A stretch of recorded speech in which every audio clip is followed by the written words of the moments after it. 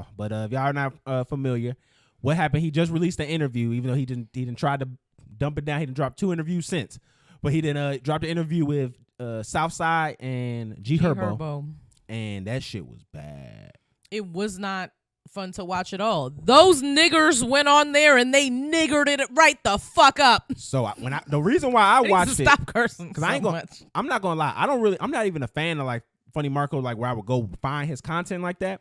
But when I seen his little crybaby post, I was like, oh, okay, let me see why they did my man's like that. So I'm gonna go get his post up. And they dropped his watch. It was they did a lot of lame shit. $300,000 watch, and they dropped it and broke it, like replace it.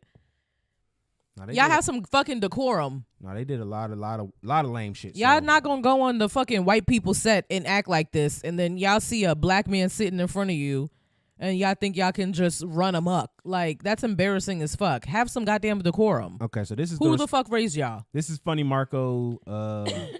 After the initial response from the interview. So I understand a lot of y'all are mad about the interview.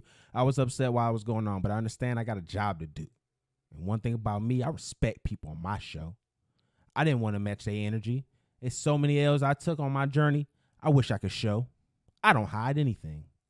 So I feel it's only right for me to put the episode out myself. And I just learn from the episode and move on. Thanks for the support. It's a mindset thing. Your reading voice is pretentious. I try.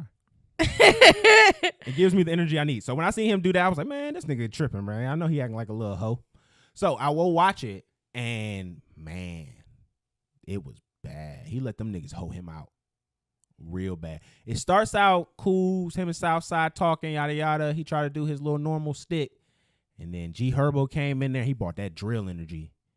Like, it was straight disrespect. He was calling him a dickhead. He was calling him stupid. Like, it wasn't even like intelligent jokes. And that's the reason why, like, you can't really be around niggas like that. Because niggas like that, I don't mind being made fun of. But when you start don't have jokes that ain't really funny, it's just disrespectful. Yeah. And that's why niggas got funny. I really don't like that, bro, because you're not really intelligent. And I got a problem with that. Like, don't bring that dumb energy around me. Like, I could just feel like Funny Marco, like, they was drunk, they was fucked up, but I could just feel Funny Marco just losing his own personal IQ being around these country-ass niggas. It was disturbing. For real. It was. These niggas threw a cup at this nigga. Yeah, they did. He took a shot, passed it to his mans, and he just threw it at him like he was the trash can. So I'm going to say this before It was really cringy to watch, and it was embarrassing. I want to say this before we get into some more jokes about this. If you're ever doing guests with these pseudo celebrity people, please do not be a whole clown out here. Hire security. Have security, so as soon as they do some stupid shit like that, you just hit the little hand signal. They jack these niggas up. We get it all on camera. And, wait, we got a billion views. Yeah. Like, do not put yourself in a position if you're not there to be able to. One thing I always say too, if you're not able to pay for it twice in regards to if something happens, you can't protect it, don't do it. It's not worth it. You don't have enough for it yet. And that's just the real shit. If you don't got enough to protect it, you don't have enough to have it. So if you can't protect yourself in an interview like that, you're not ready for that interview. Like, you got to be prepared for something like that, because these niggas is tripping. They looking for moments they self. You don't know what these niggas got going on. And that's what I'm mad at Marco about. I don't know about Southside, but like, that's not how G Herbo usually behaves in interviews when I've seen him. But we never seen this nigga when he about to go to jail. He's about to go to jail? For fraud. Yeah, remember? We talked about this before. This nigga about to go to jail for fraud. He was out there using fake names. That's why I'm mad at Marco. Marco, if you going to stay there, if you going to say, hey, we about to put this out, then nigga, you got to go for, they about to punch me. You got to start going for jokes like that. Mm-hmm. You got to ask Southside. So my man, like, I feel what you're saying, but like, what does it feel like to like know that you can never compete with your girlfriend's boyfriend in regards to the gift giving department? Like, you could never get your kids to give better than Diddy.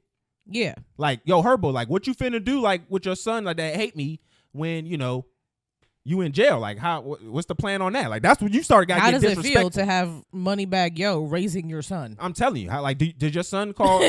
Like, is he? What? Like, is your son's nickname? Like, is he now Moneybag Young? Like, Moneybag Son? Like, that's the questions I would have started asking if I'm gonna keep it rolling. Mm-hmm. Like, he gonna throw a cup at me? Okay, we getting disrespectful now. I'm violating.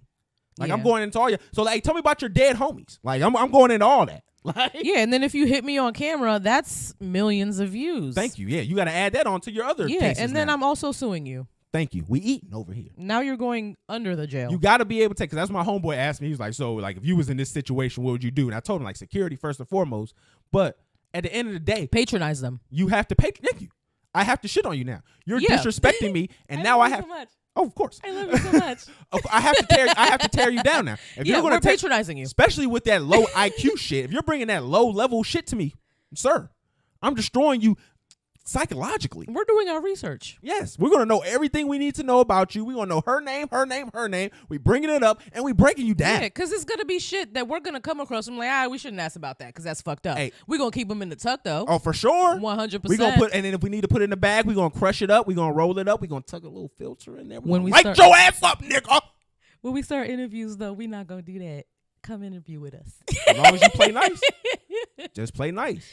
Just play nice. But that's what I would have been on. That's the kind of, I would have been on some demon shit. He should have started lighting their asses up, honestly. Lit their ass up. It would have been amazing. I would have been going after every little, hey man, so I know you was talking about all these cool albums. What happened to this one that flopped? Why this song didn't go too good? Why this shit went double nickel? Fucking corny ass nigga. How does it feel for all of your friends to be dead?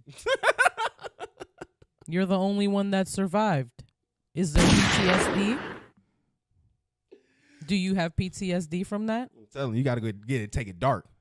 You have to go there. How does it feel that the place you grew up is going to no longer be? You come from violence.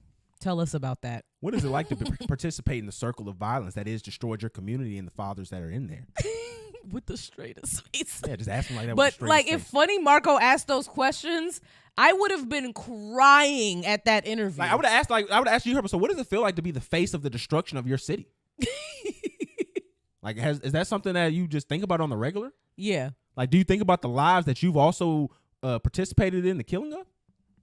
What's such thinking about? Your behavior here is very telling. I'd have brought all them niggas' names up because I watched the what's that nigga Trap Lord Ross video. You destroy black communities all over. Podcast communities, interview black communities, fucking your own community. It's just horrible. Like I said, them dudes was, man, I just hate to see shit like that because that could have been an opportunity for them to make them look better. Like, it could have been a nice, cool little look. He gets good numbers. And y'all could have clowned him. Like, even if it was like, even with the joke he made about his son hating Marco, that could have been funny if you would have said it right and kept it kind of cool. But it's like, because y'all not any kind of real smart, witty guys. They were just trying to act like cool niggas. Like, they were so much cooler than him. Yeah. And they were so hood. And Marco was just this funny, like when they broke nerdy. His watch was nuts. That was disgusting. And then that's why it made sense in the video where he tried to give him the money. Remember, he tried to give him like 10 racks. I didn't watch the whole, like, so I in the middle, couldn't sit through that. I watched the whole thing. So he tried to give him, you see G Herbo say, oh my, just give my man 10 racks. He takes some of Southside money and tells him to give him 10 racks. So they count 10 racks up and give it to him. And then you see Southside start getting upset. And was like, nah, bro, I need to get my money back. Like, I need that back. He was like, bro, what you mean? Like, but you could tell this happened right after he broke the watch. Mm-hmm. And that's why he tried to give him the watch and all that other shit. Like, they trying to save face at the end. Shit was real lame, bro. I'm glad they released the shit that they did release. Like, them niggas was way, way corny, bro. And like, all the people who was trying to say, oh, this the kind of energy Funny Marco presents. No, it's not. No, it's not. Not even a little bit. Not destroying property and... You know what I'm saying? Funny Marco interviews, like, he's dry. Yeah, he says wild shit all the time, but it's not like violent or aggressive in any way. Like, he's very he delivers it in like a monotone. There's no really like he doesn't raise his voice. It doesn't come off as like angry or anything like that. So regardless of how wild whatever he's saying is, I don't think anybody perceives it as that, even if you have no idea what the fuck is going on in this format of interview. And they even tried to show like an old video with him and Shiggy where he was getting like aggressive with Shiggy, but it was like you could tell these niggas was cool. You could read the body language. Mm-hmm. Like, I even told one dude, I was like, bro, I could tell like you do weird shit with women because you can't read body language or, you know, nonverbal cues because it's very obvious. For real. Not a like, touch of the tism. Yeah, man. This nigga's a nasty boy. Like, it's clearly you can't read just normal people shit. But, hey, man, Funny Marco, keep doing your thing. I know you got some more great interviews in the tuck. Yeah, I like his interviews, so. I mean, you gotta fight off that white girl, man. Like, she be trying to body you, taking your shit. So. I don't know. It doesn't even come off the same. But niggas do know who to try, though. Niggas know the right ones to try. Yeah. Niggas do. Like, they can smell blood and in the water. That's very corny because why would you try somebody who is not about that and literally has interviews talking about how, like, he left that life on purpose because he wasn't part of that. Like, he could not be hood. Like, he was not that. He wasn't built for that. Yeah. So he went this way instead. And then you in this nigga face, like, bullying him. Y'all are being bullies. That shit is lame. Y'all are fucking grown men with children. Yeah, they're corny. All right, man. So we'll switch it up, man. I don't want to get off these niggas. We on these